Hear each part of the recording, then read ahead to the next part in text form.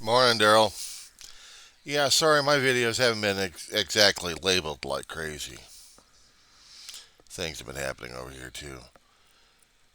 It's 1:41 in the morning. It's the 26th of October, 2023. It's Thursday morning, and all hell's breaking loose on your end, pal. Saw the breakout news last evening, several hours ago. They switched from Israeli war and Trump situation and the Congress to a mass shooter. They got him identified.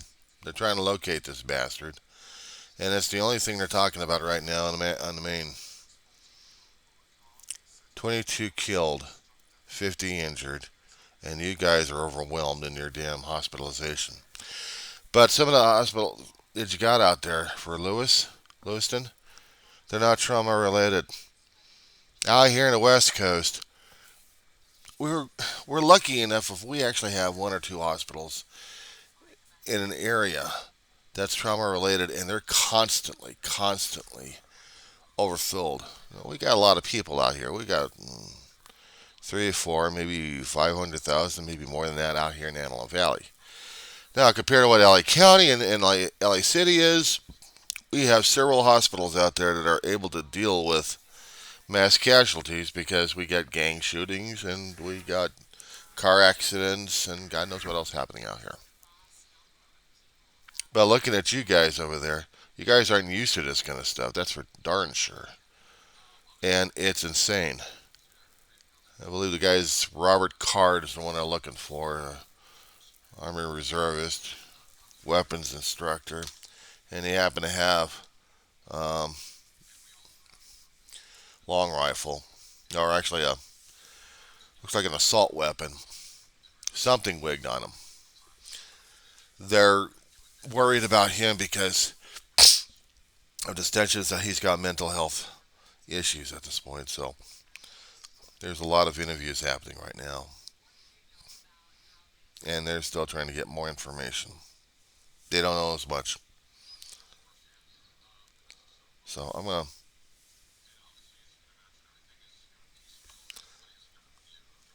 This is from your territory, pal.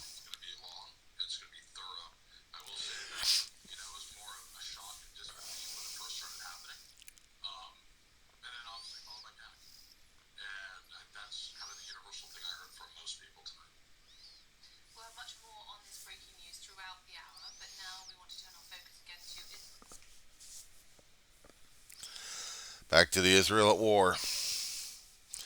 Nothing's happening much on the front, except they're still trying to get more people rescued. Um, there's more targeted raids happening in Gaza.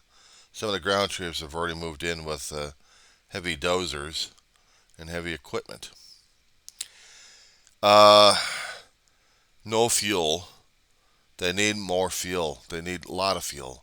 They need more medications. They need a lot in this small town here. I did some videos about this thing. It's crazy, man. It's really crazy. I'm still trying to get that essay worked on concerning about my own issue regarding mental health. For me, in my own screwed up brain here, it takes someone who has something about mental health to write something about mental health without trying to turn it into a manifest destiny or a manifesto of sorts. No, because about 6 to 7 pages worth of stuff I'm supposed to write about it. Not on, well, it's supposed to be a topic from moral to amoral. It's like what was accepted, what's not accepted, or wasn't accepted to what was accepted. And the thing is, we still don't accept it. We still don't. We hear mental health and it's like, oh my God, he's a walking leper. He's a pariah. Watch out. He's willing to go crazy on you. I'm sitting here. I got mental health issues. I'm not a problem. I'm not a threat just yet. Just yet. Oh my God, he's threatening. Look, he's got the finger up. He's threatening. I gotta put that in words and put that into an essay and just go with the flow on this one. Now, as for you having a lot, I mean, you've been at it for 5 years, 2,200. Wow. I've only been doing it about 2 or 3 years. Only because I've been doing it for my own sanity, basically. Dealing with grieving, dealing with mourning, dealing with the emotional states that I had. A lot worse than what I was growing up under. I had to make distinctions. I had to write about it, in certain aspects. But I'm talking about it more and more. I didn't talk about it a long time ago. Daryl, when you were under drugs and you lost people, yeah, you probably felt it. But the thing is, were you expressing it, emoting it? Were you allowed to go crazy on it? I mean, were you allowed to even explain it to people left and right what was going on?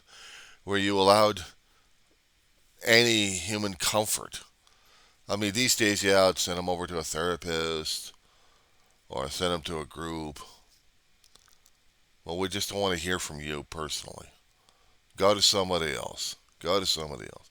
That's what I've heard all my life. Go to somebody else. Go to see a shrink. Get some pills for it. Get this, get that. I couldn't deal with it. Hold the stuff in. Deal with life, work with life, just function. I couldn't be me. And I didn't even know what the hell I was because I was already a broken person before I knew it. But define broken those days, not complying with anybody or everybody, I guess. It was just hard as hell to deal with it growing up as a kid and dealing with things as a young adult. That was my issue. I couldn't deal with things as an adult, but had to function, had to function, had to function. If I couldn't get into college and stay in college and continue a collegiate, there is no way in hell. So work your ass off, work your ass off, work your ass off. Go to different places and work your ass off. If they don't like you there, they'll kick your ass out. Go to another place, go to another place, go to another place, go to another place.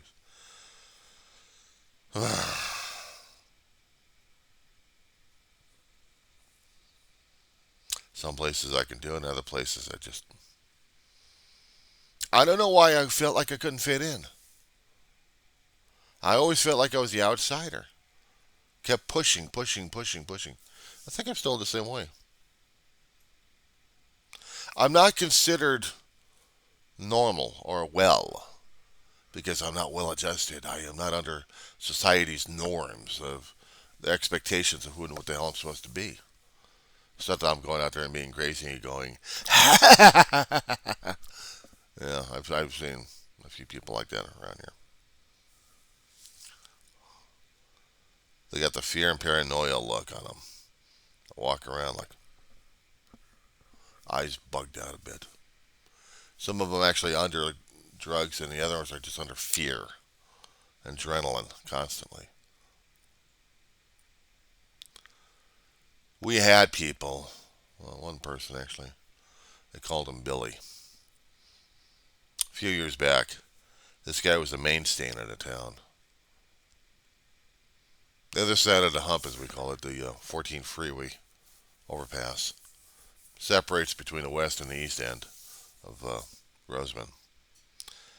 He hung around the shopping center a great deal, made his campment in a field close by the freeway, and right next to a Jack in the Box. And over there, they've got a gas station combined.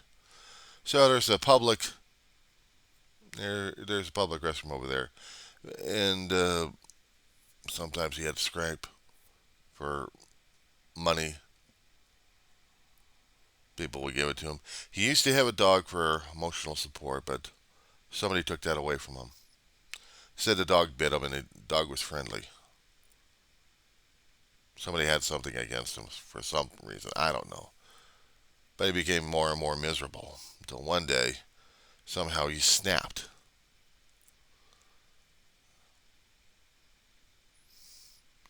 He was at the Jack in the Box inside. People were afraid of him, I guess.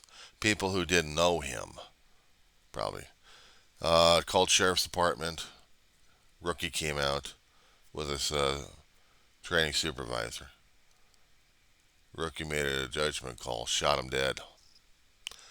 And in the process, it was said that he was being attacked by Billy. Well, Billy wasn't attacking anybody, at least to the people they knew him. Unless, of course, the guy already went off the deep end at that point. I don't know how much of a turnout they had regarding his funeral or memorial service. But he had been a mainstay in this place. Sometimes other people didn't like him, other people did like him in this town. Felt sorry for the guy. There was one gentleman who went online, posted on the town's Facebook page about this gentleman, about Billy. Different name for the guy altogether, but everyone knew him as Billy. Not as communicative, but he was a mainstay. That kind of concerned me because I kept asking myself, would I be turning myself into him eventually? Hell, I'm 57 years old, dude. This guy was about my age. He had seen and done things. Apparently, he was a war veteran. Apparently, he did go to Afghanistan. And things happened to him where he turned into this icon of the town, basically.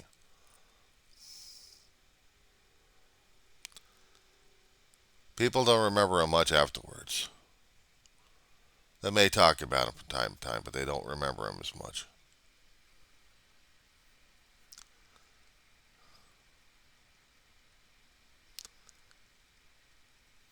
But yeah, I said I'm not quite sure if, in some occasions, if I'm going to be slipping off the deep end. It may be crazy for me to constantly leave recordings and waste flash drives left and right, but it's the only way for me to stay sane sometimes. I talk about myself. I'll talk about other topics out there. I'll talk because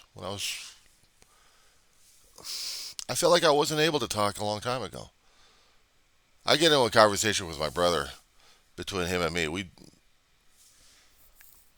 It's like we're trying to find time to get a word or a paragraph or a page or an essay in here. But when it comes down for me hanging around with my brother and talking to somebody else, the problem is with that one. He gets to talk. He was very animate when it came down for talking with people. And me, I'm the guy sitting back, watching, always observing. Not much conversation. And if I happen to get myself into a conversation, maybe talk about a few things here and there, but not deep conversations. And when I had discovered that, yeah, YouTube was out there, I was actually able to use it. I was actually able to use YouTube to get something off my chest. Right after my mother died, it was just basically audio recordings left and right. When David died, when he died, the world of video. The world of video. On here, I can be or say anything. I can do anything if I want to. Or I can just sit here and talk my ass off like I normally do. I talk about my life. I talk about my history. I talk about anything else that comes up to mind. I use it as an emotional and a mental lifeboat, basically. I'm lucky if I get maybe one or two subscribers or maybe one or two views out of the damn thing. To a lot of people, I'm not all that interesting. Maybe. I see things and I like to talk about them. It pisses them off. How I deal with my emotions and how I deal with the grieving process and the mourning process. And believe me, I get nailed left and right. I get nailed left and right on these things. And it's frustrating. It's frustrating. So now I am just struggling my ass off of what I'm doing these days.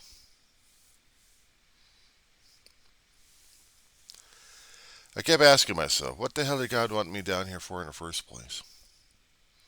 What's my purpose? What's my shtick? Where's my little niche? Honest to God, I don't know. Honest to God, I don't know. If there was a purpose for me being alive after all these damn years. I mean, I talked about it a great deal, and I still talk about it. You know. Long time ago, I didn't. Long time ago, Daryl, I didn't talk about my past, and not just the drug, not just the alcoholism and the family having the issues with it. No,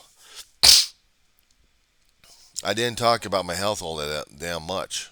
And if I did, as a young kid, I mean,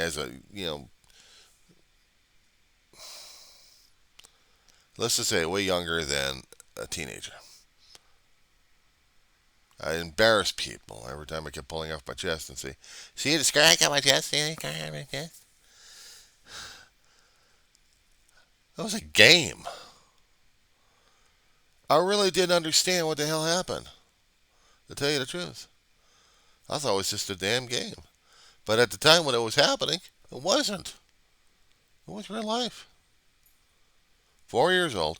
I was born a month too early, which meant my hips, my limbs were crooked as hell, and they had to have braces to for me to wear all the time until my bones were realigned.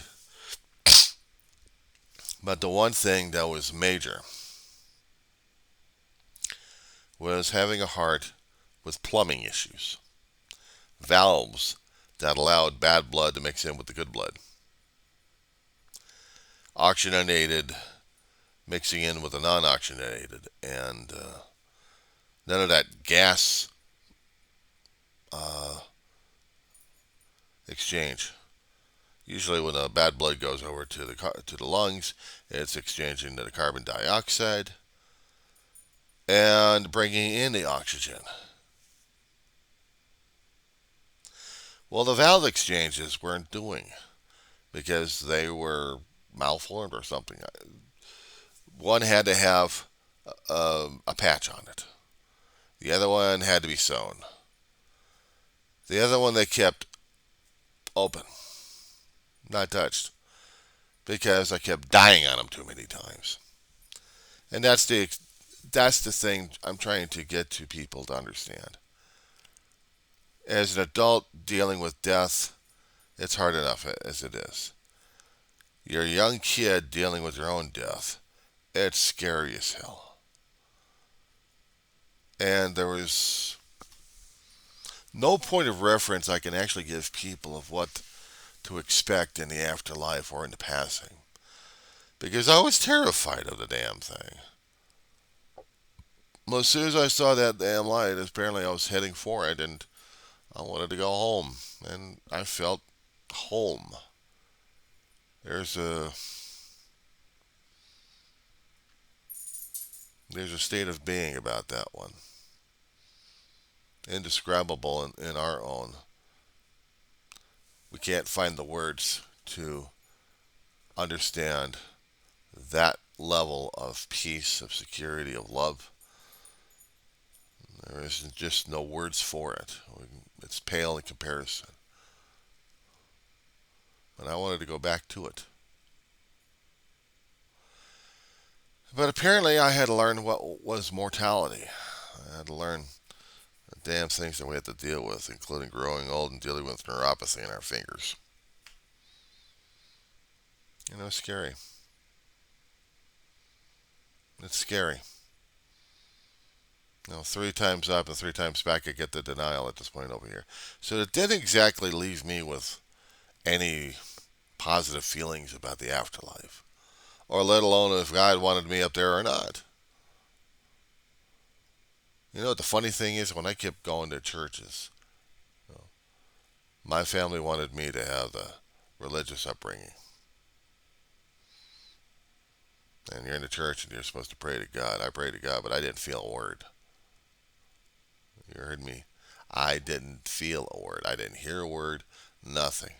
It was like you're sitting in the pew and nothing's happening. Everyone else is praying like crazy. Maybe some of them will actually get a spiritual awakening or something. I don't know. Me, I was scared shitless over the damn thing. God. How do you pray to an entity that didn't want you in the first place? And that scared the hell out of me. So I don't know. I don't know how to describe it, how to deal with it, how to convince people that this was, you know, this happened. I'm supposed to work with it. I'm supposed to deal with it. I'm supposed to. And it's hurting. It hurt me. There only been very, very few times in my youth that I actually had experienced that level of spiritual connection to it. And then it was gone. I get a reassurance through those days regarding my aunt. I prayed about her, trying to accept Jesus in my heart. That's the thing concerning about accepting Jesus in your heart. Maybe when you're a young kid, maybe you can try to figuring that thing out and feeling that whatever it is you're supposed to feel. I feel like I'm still closed in.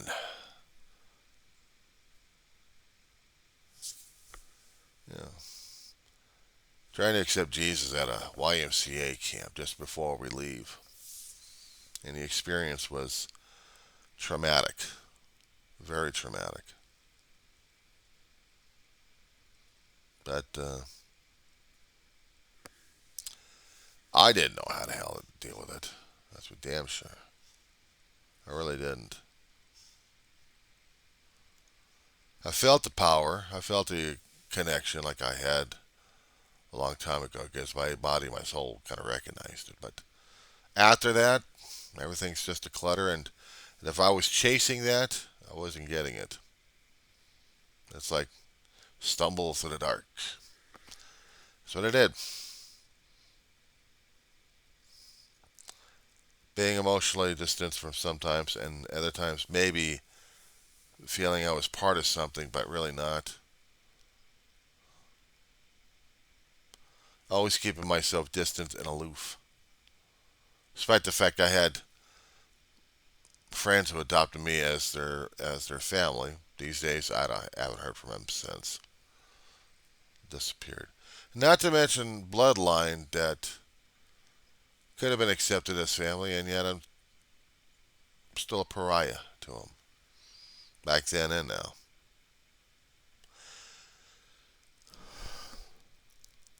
And yeah, people knew the story of what I told them about my heart, and hardly anybody else paid attention to how the hell I was doing. Maybe as a kid, if I was in the water and I turned blue, they had a problem with that one. Too damn cold for Johnny. These days,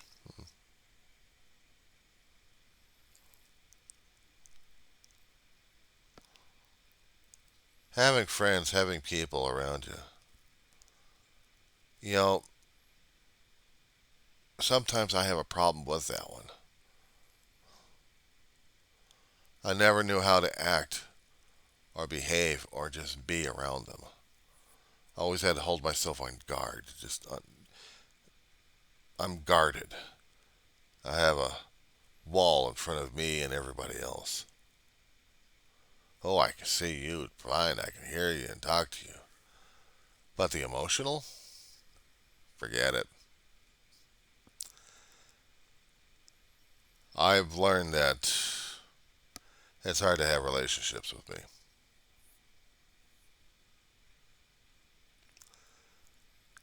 I guess I was structured to be alone in my life. It's I'm pleading for sympathy at this point, saying, "Oh, please, I need this." It's like, and I've been aloof ever since.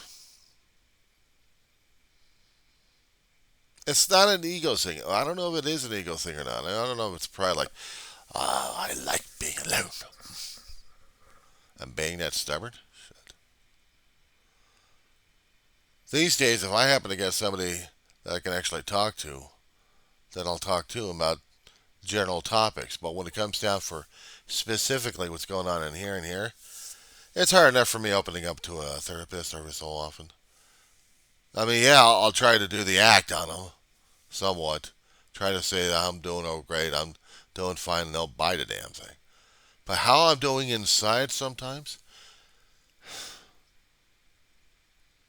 even that I have a hard time trying to describe it to myself. I kind of figured that God's got a thing against me, or I don't know. Why did he save me in the first place? What was I here for to deal with or to experience? And was I actually here for a purpose or was it just accident? But according to God, nothing's accident. So I'm here on purpose being a pariah, maybe. Or maybe I got that wrong as well. Anyway, that's my video and I'm sticking to it. I'll probably be doing another one afterwards. So. Yeah, there's another one for the wind files these days.